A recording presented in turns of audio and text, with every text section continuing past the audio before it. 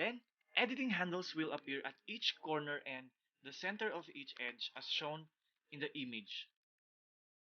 The objective is actually to resize the shape to create a 30 mm by 30 mm board.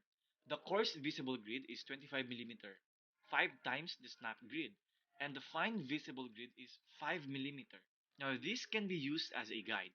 You can now either slide the upper edge down and slide the right edge to the left to create the correct size, or move three of these corners in, leaving the one that is at the origin in its current location.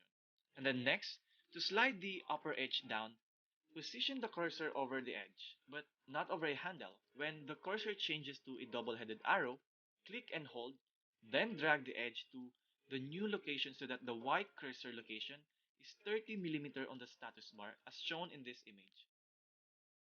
Next step, repeat the process to move the right hand edge in, positioning it when the X cursor location is 30 mm on the status bar. Then next, click anywhere in the design space to drop out of board shape editing mode. Then press 2 shortcut to switch back to 2D layout mode. Then, now that the shape has been defined, you can set the grid to a value suitable for component placement. For example, 1 mm. Grids will be discussed later on.